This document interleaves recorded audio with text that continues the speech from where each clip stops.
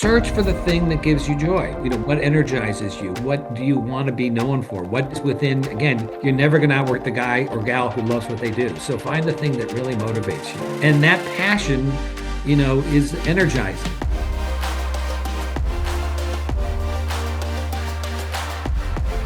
Welcome to our 13th episode. I can't believe it's 13 episodes of Leading with Relevance. And I like to say it's people busting through the status quo, impacting both companies and community. And our goal is to interview and highlight the personal and professional journeys of our leaders and understand, as Simon Sinek says, what is their why? For the listeners, practical insights you can apply to your pathway to leadership. I'm Tino Mantella, and I really love the opportunity to talk to great leaders like the one we have as our guest today. So today I have the pleasure of interviewing Jim Denny, a longtime friend, although I lost a little bit of touch with him, to be honest, over the years, but we're back in touch now. A little bit about Jim. He's a graduate of St. Lawrence University and an English literature major in 1985. But he has an MBA in finance and marketing from Goethe Business School in 1993. He has a unique background, which we'll dig into. He was a regional manager for Pizza Hut in 93 to 95. He was vice president of EDI services 95 to 2000. He founded Navicure and ran that through 2017 until it was acquired by Bain Capital in 16 and became Waystar, merger of Navicure and Zimmed. He's on a number of boards, including Encoda, Valor, and Genius Med, Office Practicum, Purple Cloud Technologies.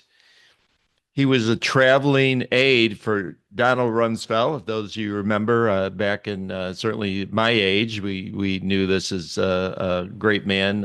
He actually became President Ford's Secretary of Defense, and but he did have a run for president prior to that. Jim has over 25 leadership, particularly in the healthcare technology. So today, Jim is managing partner at Hughes and Company, investing in healthcare related companies. After a successful first round, where they raised $120 million, their second round has just raised $260 million. So, Jim, welcome to Leading with Relevance. Thank you, Tino. Good to see you. Good to see you again. So I like to start out because I think a lot of things are foundational for leaders, and our people listening in like to hear about the history. So talk about your early part of your life. What shaped you? Maybe snapshot of some early years, two or three people who influenced you. Yeah. So I grew up in Akron, Ohio, which is a great place to grow up. I'm the oldest of six kids. And I think, you and I probably had a very similar youth or boyhood, right? We were on our bikes every day. We were playing in the woods. Because I was the old six, my mother was busy with the other four. My brother Five, really right? close. Yeah. So on a lot of unsupervised time, my father was a big influence, as was my mother on my early years. They were both warm. It's a gift when you grow up in a great family. Yes. It empowers you in so many different ways. And so that was, that grounding my family, that was really important.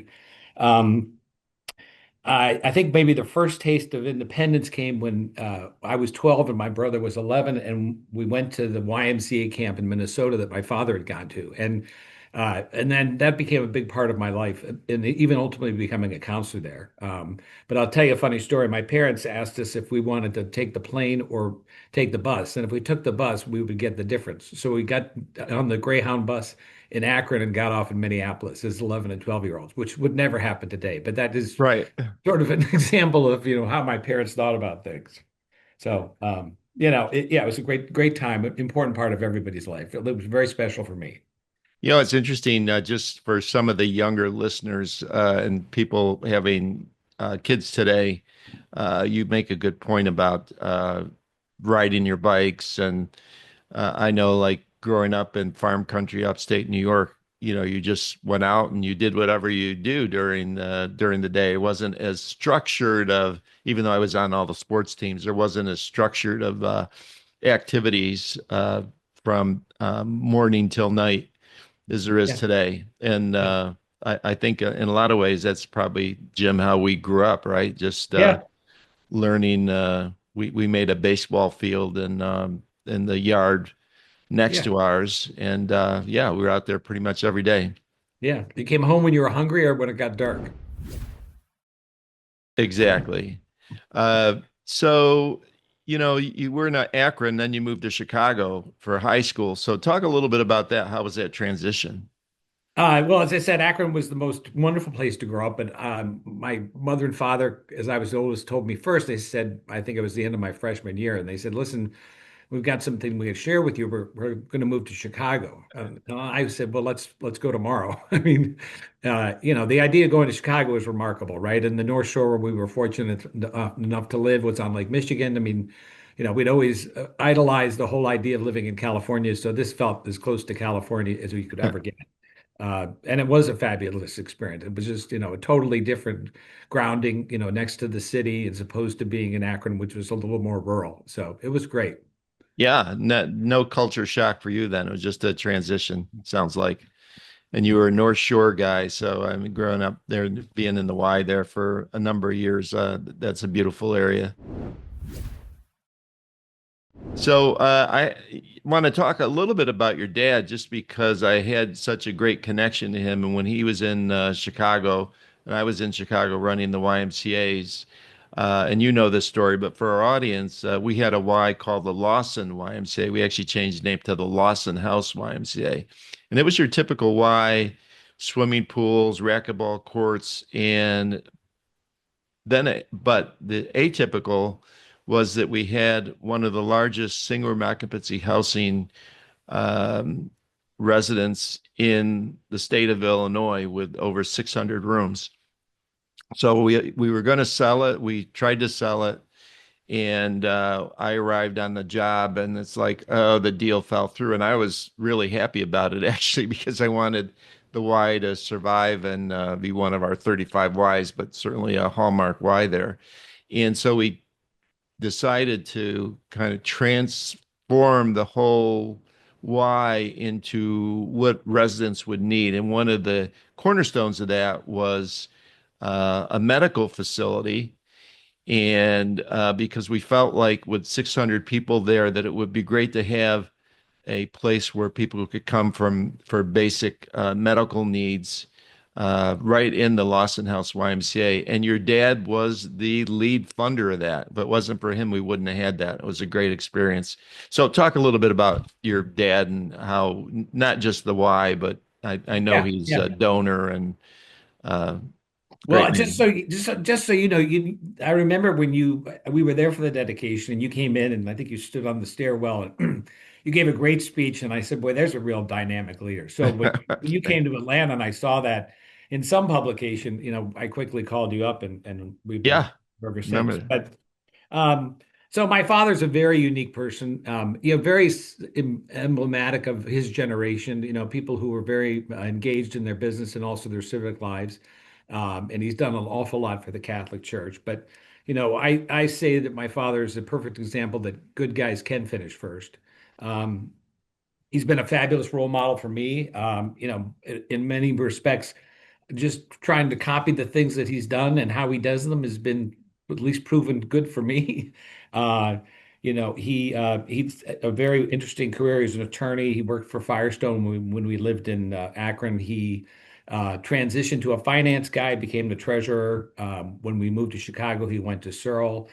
And then we ultimately became the vice chairman of Sears and served on a number of boards, Allstate, Gilead Sciences, and was the chairman of my company. And we worked very right. closely for those 16 years that Navicure was, where I was running Navicure.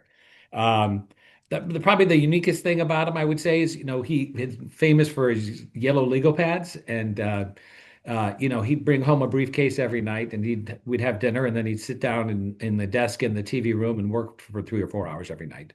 Wow. And he'd do a lot of that on the weekends, but he was always available, always accessible, always put down his pen and said, we'll talk about anything whenever you need to. So, again, great family, great role model, great father. Yeah, and he really made a difference in the why movement for all those people. I have one quick story. Even though I'm interviewing you, Jim, I Yeah, have no, a tell story. I have a story. So, and I might have told you this story before, but there was a guy named Joe. I'll never forget him. He lived in the residence. And when I see Joe, I'd go visit him in his room and just see how he's doing. All very nice man. But when I would see him on the street, he would like, I always felt like he was ignoring me. I'd have to yell, "Hey, Joe, Joe," and get his attention and all. Well, it turns out that Joe needed glasses.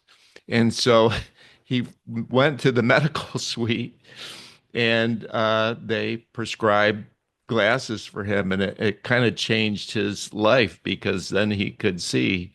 And he couldn't afford them and whatever, but this place had, where you could get them and be able to get them. So, uh, that's just one of many stories Yeah. of these guys that you'd never think of as like it, but it made a big difference. I'm like, Joe's always ignoring me. No, he actually couldn't see me from afar. So, That's great. um, all right, moving on. So you decided to go pretty far because I know the area to St. Lawrence, New York, from Chicago to go to school and English literature. So talk about the why there.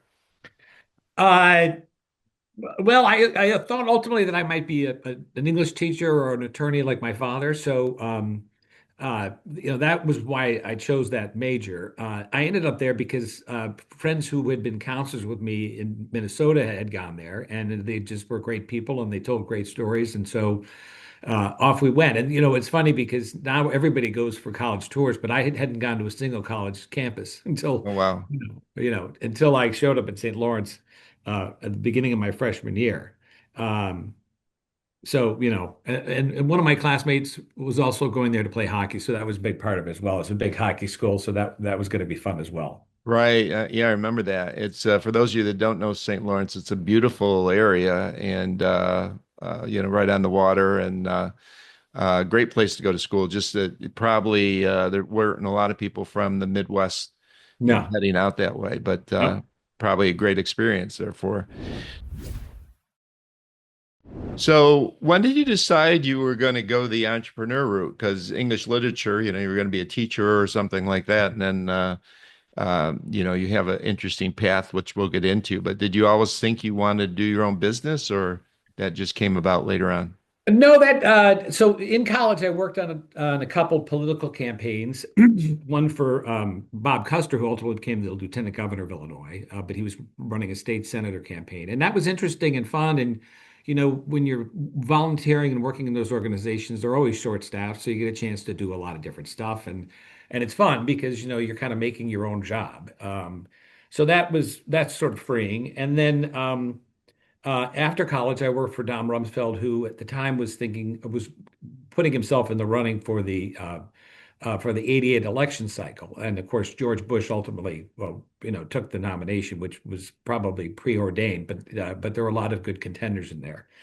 And that was very entrepreneurial. And so most of what I did was I traveled with him and, carried his bags and, kept the schedule and, got pencils and coffees and things like that. But I got to meet a wonderful group of people, a lot of really exceptionally talented business people and civic leaders.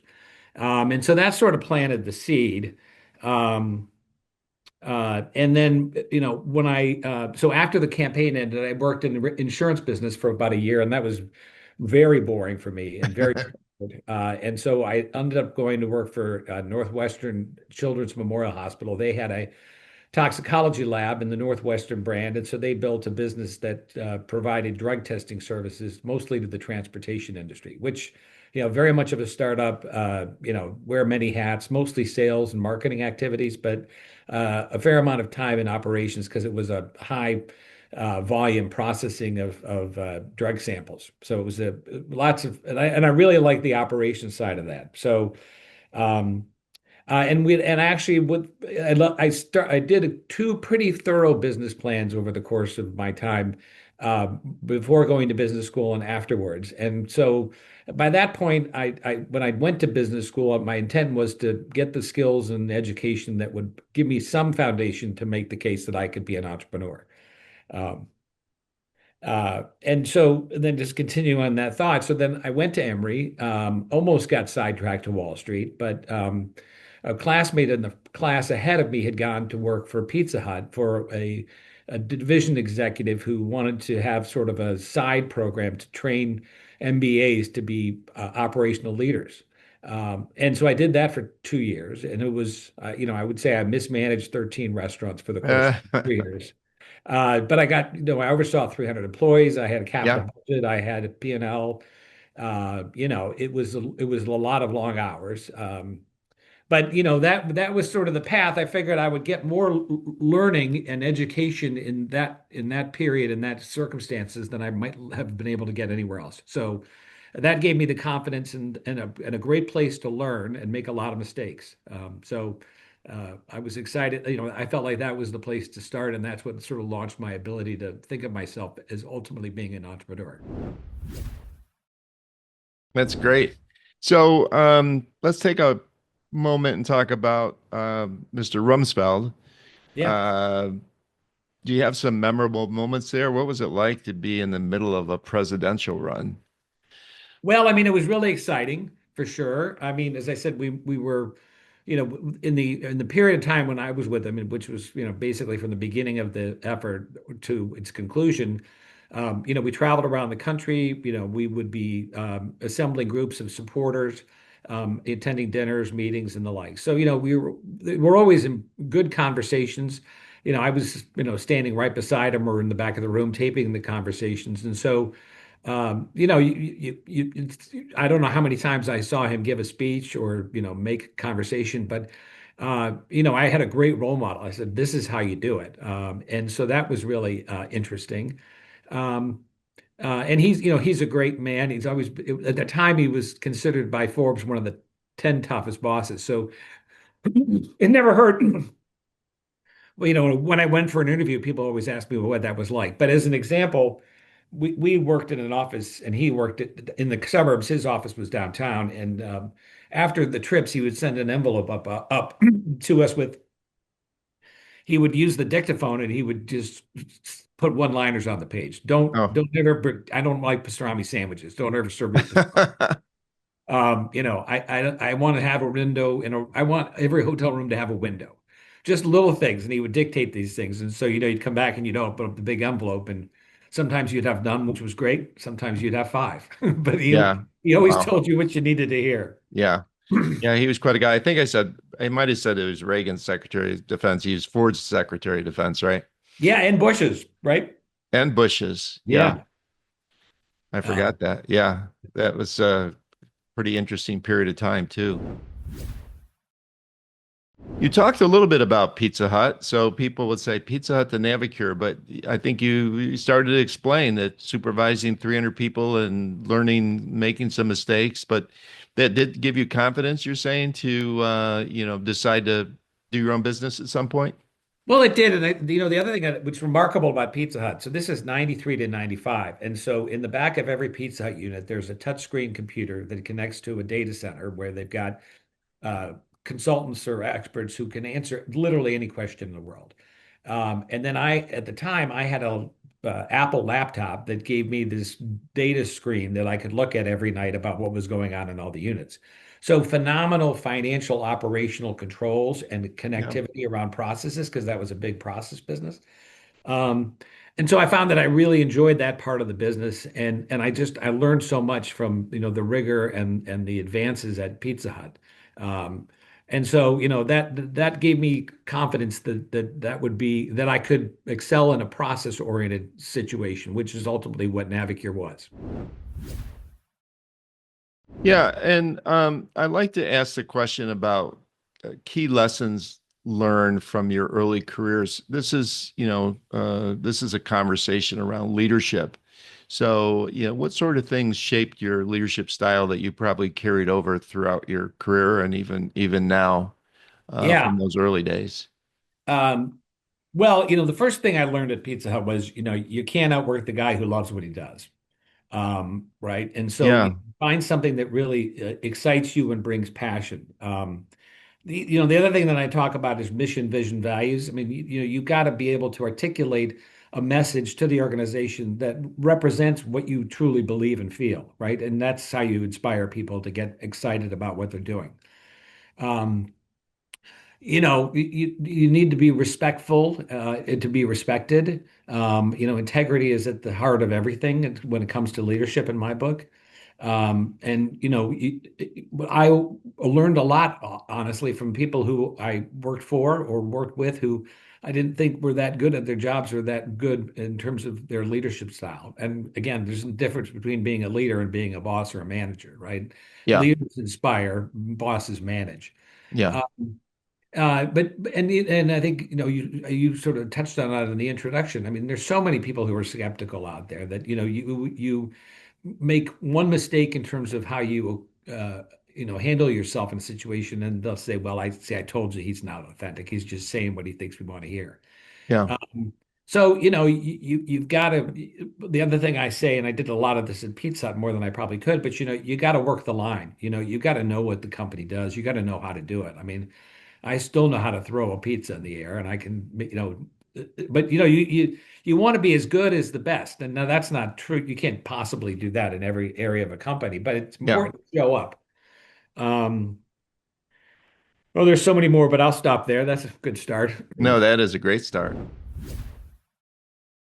Let's take a pause and just maybe explain to folks Navicure, what it did, what it does. Now I Sure. know it's a different company name, but Yeah. So after Pizza Hut, I went to Equifax, where they had decided they wanted to break into healthcare technology, and many people won't remember this, but back then, most of the claims were submitted from a doctor's office to the insurance company on paper in an envelope.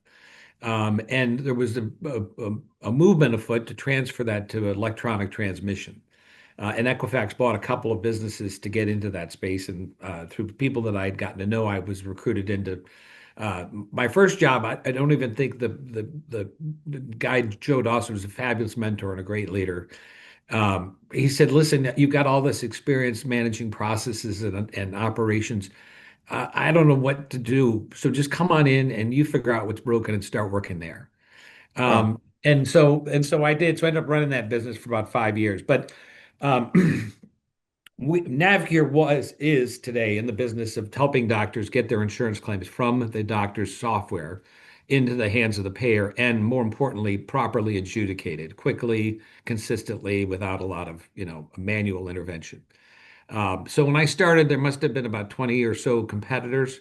Um, when we sold the business to Bain in 16, I think we had maybe two or three or maybe three.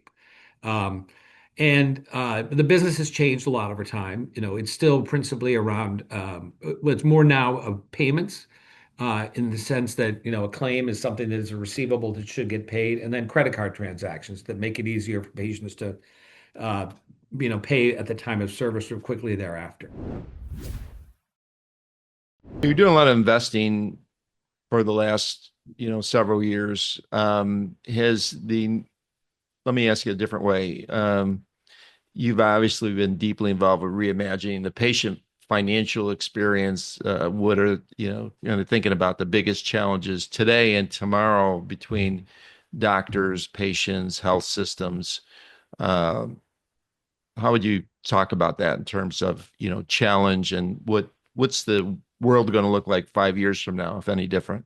Yeah. So, I mean, the easy way to answer that is just to sort of give you the kinds of companies that we're investing in right now. Yeah, So, great. we're invested in a company that does prior authorizations, and every patient and every doctor knows how frustrating that can be, right? You need to get a procedure, Yeah, and you need the insurance company's authorization to do that. So that's a problem for patients and doctors. But yeah, the consequences, if it's not done properly, then you might not get reimbursed for the claim. And that's a big frustrating point. I think most patients and again doctors would talk about that.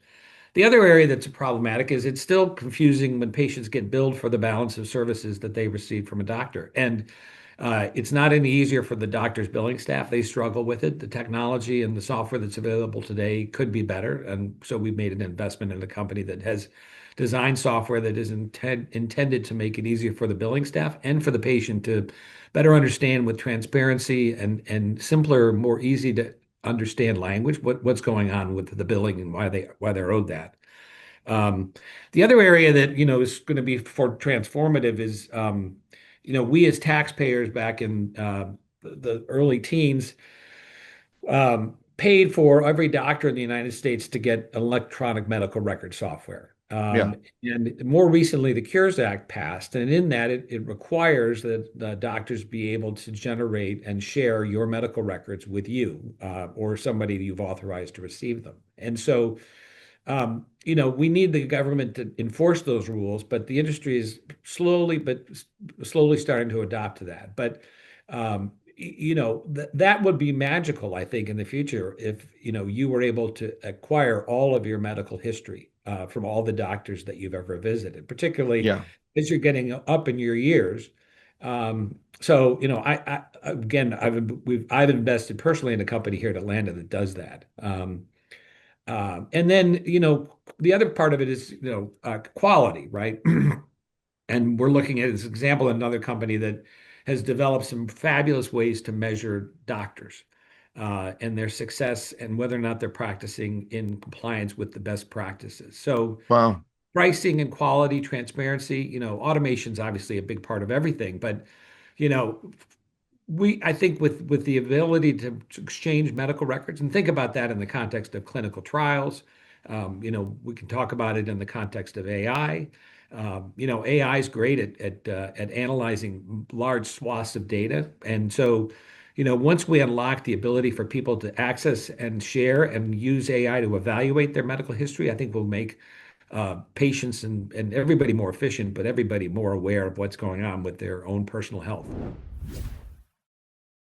Yeah, I was going to ask you about AI, but you just touched on it. So, I mean, are you seeing opportunities to invest in that space? Would that be in your kind of catchment area to make investments related to AI, or is that sort of outside the scope? Well, I mean, I think AI is, I mean, there's so many valuable, Yes. I'm not the person to evaluate whether AI and how much it's going to do, but in the businesses that I've involved in, they typically involve high amounts of volume, and you're looking for the things that are abnormal. And, sometimes on a million claims, you might see only 10 examples where things are out of pattern, but those 10 might be for procedures that cost $15,000 and in the aggregate mean that there's $90,000 of receivables that may not get properly paid. And so, um, AI will be able to find those things. That Yeah. they will be, if you're looking for a diagnosis or a treatment for a certain diagnosis or a second opinion, for example. I mean, AI in the not too distant future, as long as the data is made available, should be able to figure out where you should go, who you should see, and what procedure you should have, or at least point you in the right direction. So, I think it could be, again, if we get all these medical records available in databases, I don't think there's no shortage of things that we'll learn. Yeah. So, you were in Navicure for a long time, and now you're on the funding side.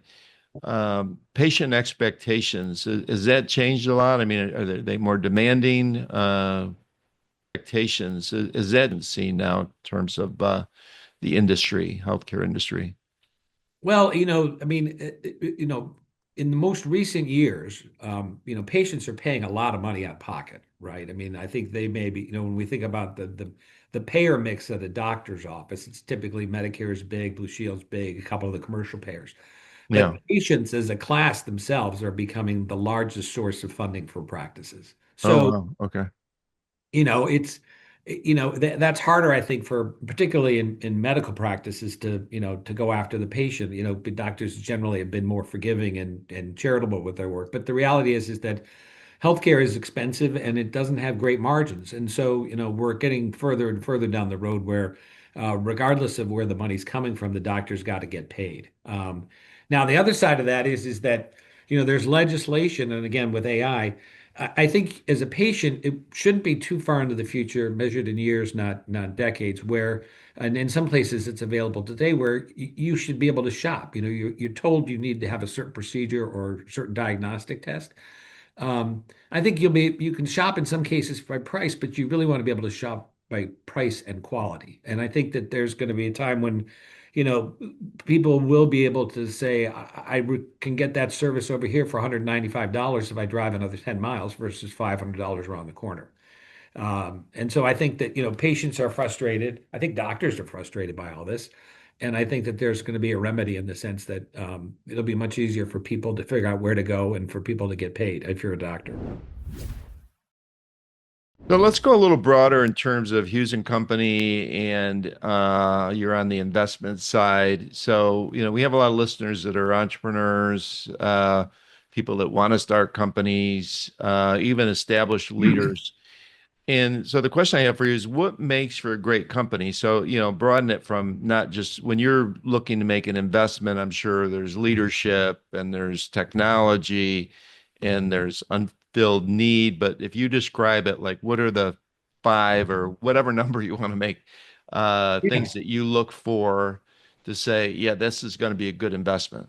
Um, well, it almost goes without saying, but you'd be surprised at how many people don't do this. But I mean, the software as a service model, which we stumbled into at Navicure, Yeah. where the software is hosted, in a data center, and everybody's on the same version, and it's multi-thread redundant. So that's number one because that's sort of a point of entry. What I look for is you need a system or a management team. And by that, I mean, it's being a single entrepreneur is really difficult. You need to have two or three people making up the executive team at a minimum who are shoulder to shoulder. Because as you know, Tino, right, things always go wrong and Yeah. opportunities or challenges pop up. And, you need to be able to delegate things to somebody else who you trust, with your life, essentially. So that's really important. We really like bootstrap companies because, being efficient with capital, is really important. I always tell people you should always be entrepreneurial in terms of what you try and do new things, but fail fast, right? Be quick and honest with yourself if something's not going well, and is maybe, not exactly what you think you should be doing, or it's not proving out as you had hoped it would. Most of the businesses that I'm involved in are process related. So, you need to be maniacal about operations excellence. Hmm. Lots of data, a lot of analytics. Culture is really important as well.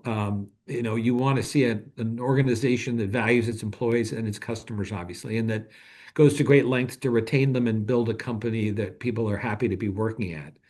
Service excellence for me is really important. You know, we had this thing at this a strategy at Navicure where we had three-ring client service. So if you called our customer service department, we answered the phone in no more than three rings. If it got to Right. three rings, it rang on everybody's desk in the organization, including mine. And people would come along and say, "Well, that's sort of a luxury," and I'd say, "Well, actually." It goes so far down the road of great customer service. People call, we answer Yeah. their problem. That makes our ROI better.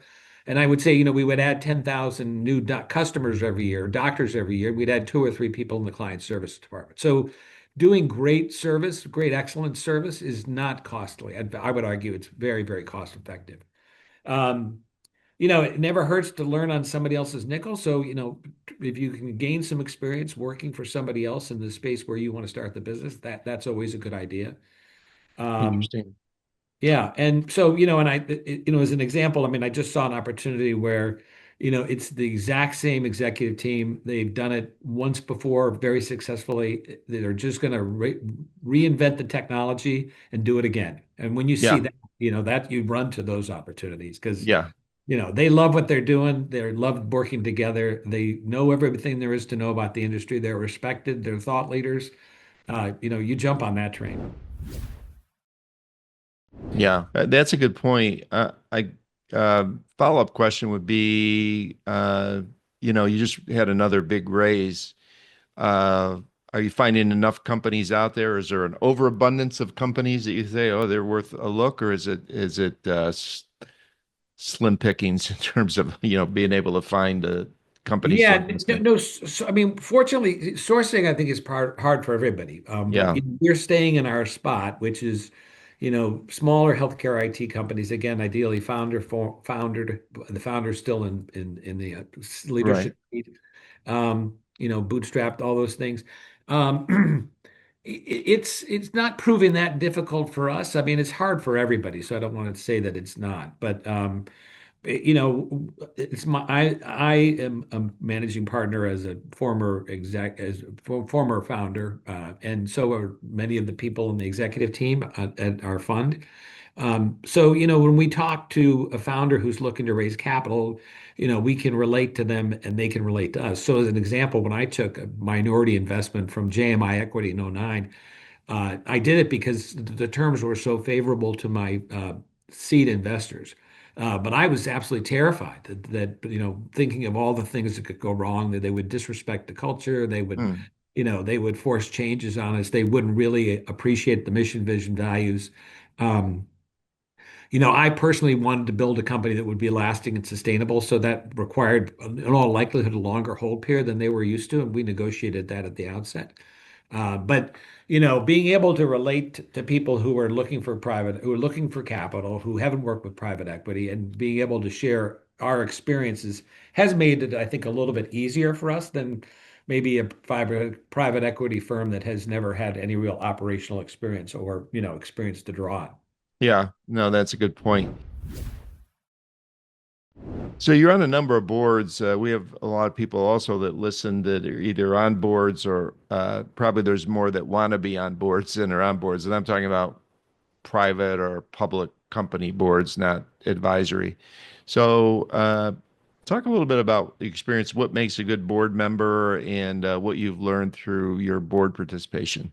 Yeah, no, so um, uh, by virtue of my father on my Navicure board, I had some fabulous, very seasoned executives. And these guys had credentials that were, Fortune 100 or in some cases Fortune 50. And by virtue of my father's relationship, they became board members for little old Navicure. But and none of them were that experienced in healthcare. So what was interesting was Jack Greenberg, as an example, was the CEO of McDonald's. And these guys weren't afraid to say, "Hey, I don't understand what we're talking about here." So Hmm. the most important part is the messaging. The conversation should be as simple as can be. And you want your board members to be fully aware. And so that means sometimes as a board member, you've got to ask what feels like a silly question. Yeah. Um, but that's really important because you really do want to understand it. Jack Greenberg, as an example, wasn't that familiar with our industry, but very sophisticated in general with business and really important about culture for him. And so, that was really important for me is the culture. But so, what I always say is, when I go to a board meeting, I don't really like to travel for good news. So I think it's really important that the board be engaged, be collaborative, that we Yeah. talk about the things that keep the CEO and the executive team up at night. Because if we're there to help and provide some suggestions or answers, it's only relevant to the extent that we're actually informed about what's really going on in the business. So you got to poke and prod as a board member. Ideally, you've got to have a really good alignment with the executive team and the CEO. Honest, candid conversations are really important if you're going to build lasting relationships. And you need your board when things aren't going well, maybe more so than you do when the things are going well. And Yeah. so building that relationship and that trust when times are good only makes their ability to be useful in the difficult times more pronounced. So a lot of times, again, going back to the leadership theme, people learn more as leaders. I think I have over the years through maybe misstep or failure or whatever you want to call it. Uh, have you faced that? Can you share something that maybe was didn't hit 10 out of 10 and how you learned from that? Oh yeah, so I mean the best example is probably the most recent meaningful example, and that was after Bain bought Navicure. They spent a considerable amount of money bringing a whole bunch of consultants in to look at every aspect of our business. I mean, they really did do a lot of expensive and good work. Ultimately, it made for a perfect alignment. They understood the intricacies of our business and they knew exactly what was going on, which was great. But as part of that process, They brought in, I guess, HR executives to look over the team and look over me in particular. Um, and one of the things that came out was that, my executive team were oftentimes frustrated by my decision-making style. Um, so I'd get a lot of people in the room. We'd throw a bunch of stuff around. Sometimes we'd leave with an answer. Sometimes we wouldn't. In hindsight, they would say, even when we made a decision, it wasn't clear that I was going to stick to it. Um, and so anyway, so I went through all this coaching and, came out of it and said, okay, that's not helpful and very frustrating. So I shrunk the executive team down to 3 people, myself included. We had a meeting twice a week. And anybody could line up to come into the meeting and present a problem or a request or a solution. And we made a commitment to give it an answer, if not right on the spot, within a certain amount of time, measured in days, not weeks. And I was afraid that the people who weren't part of that conversation would feel excluded or that they'd somehow been demoted. Farther from the truth, they wanted nothing, but nobody wants to be in a meeting that they don't have to be in it. And they don't care about things that were happening in other parts of the business that weren't relevant to them. So it became everything became much more efficient and effective. And I think everybody was happy with the process, including myself. But sometimes you need to be hit over the head to figure it out. And so that was a great lesson. Yeah, I think I agree with you on getting hit over the head for sure. Um, so I like to ask a question about because there's different philosophies on a lot of the young folks now, not just young folks say just interviewed a guy today actually who said, "Oh, I'm leaving the company because there wasn't a work-life balance."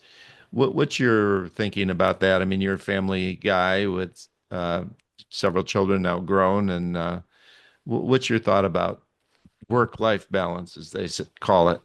Yeah, no, I mean, I think that, that's a choice that, if you have the luxury of making it, then that's a choice that Right. you can make, right? I mean, Yeah. there were plenty of people who worked for me and have worked for me over the course of my career who make that a priority in their life, and I applaud them, right? I mean, they've reached a certain amount of financial gain, and they feel like, I just want to work 9 to 5. I want to get home and I want to do what I want to do, and that's perfectly fine. I think if you want to get further down the line in life, if you want to, make yourself available for new experiences and promotions and the like, the easiest answer is to, show up early and stay late. Yeah. If nothing else, it's not great, but getting in the office by 5:30 in the morning, Hmm. and have a couple of hours of free time when nobody's there to think about what's important for the business and for you and the like is good. And also, you find your fellow travelers, right? The people who are there with you that early in the morning. Generally they're not there to talk. They're there to do the same thing. Go in their office, turn on the light, and start working on the problems of the day and get Yeah. ahead of it. So, if you love what you do and you really want to, again, I had this sort of idea in the back of my mind that I wanted to be an entrepreneur. So I wanted to get as much uh, responsibility, exposure as I could, and so I leaned in on that part of it. Yeah. And that's a lot of Saturdays and Sundays, but that Yeah. mean you're up at 6 on Saturday and you're home by lunchtime. Yeah. So you still make it work. I Yeah, like your thought about you can't outwork those who love their work. yeah, Yeah, that's a good theme because if you're going in there and it's drudgery, that's makes it pretty hard. yeah, Um, yeah. Almost out of time. A few more questions. So, a couple things you're most proud of as you look back on your career Well, wise. family would be first, Yeah, obviously. I really take a lot of pride in the culture that we built at Navicure, the fact that we succeeded in making the lives of doctors better. yeah, That was really important to me. I'm proud of the fact that it, is now a public company and the leader in the industry and very successful. And I applaud the company because so much of the mission, vision, values that we established at Navicure prevail today. Um, I've always taken a great amount of pride in all of the 250 plus employees who worked at Navicure. I feel like everybody was proud of what they did. We were excellent at service. We really took care of our customers. We charged a premium price, but everybody got more than they expected from our company. And so again, in order of a family, the impact that we had on all these people, and perhaps the most important thing is that I tried, right? Yeah. Because I would have killed myself. I mean, I would be such a grumpy old man if I hadn't done this. And I'm just, for anybody who's ever done it, it's just, it's a leap. But and even if it hadn't worked out, I still would have been happier than had I not. Yeah. But Wow. That's a great that's a great message. So kind of tying into that, but moving to the last question, we have again some entrepreneurs, business people, but particularly I guess I'll focus for you on entrepreneurs because you're doing funding and you've seen a lot of companies grow and companies fail. I mean, go to the places around Atlanta that you and I've been, Jim, whether yeah, it's Tech Village or ATDC or Tech Alpharetta or whatever. The majority of companies, don't make it through. But I like what you said about the trying too and making the effort and not looking back because you have people that have regrets like they never really tried what they wanted to do. But if you could leave the listeners with one piece of advice regarding what I'll call relevant leadership, what would it be?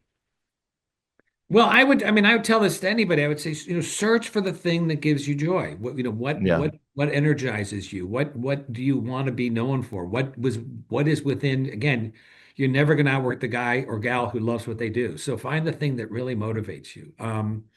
And that passion, is energizing. I mean, if you build a company around that, and it doesn't matter what the industry that you're in is, but if you build around that idea that we're going to do something really well, really exciting, really make a difference. I mean, we were, tightly focused on, I mean, making doctors' lives better. That was a Yeah. big, important component of the business.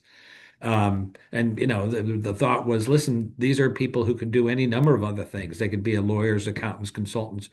They've chosen to go into a profession that benefits humanity and all of us as individuals. And I saw firsthand in the first 5 years working in the industry before Navicure how literally doctors were so frustrated with the fact that they couldn't get paid. And it just felt like torture. So, I was excited about it. It felt like a mission.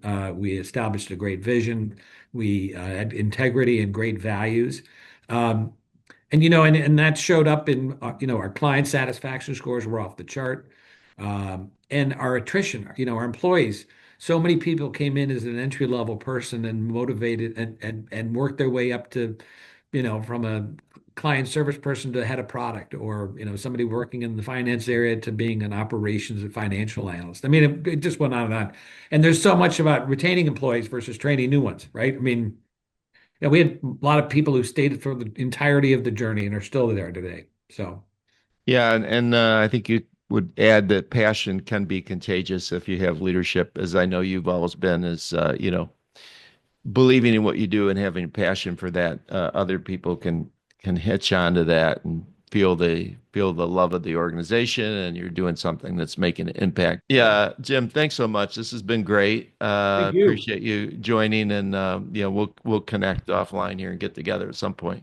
Perfect. Thanks, All Tino. right, Much thanks. appreciated.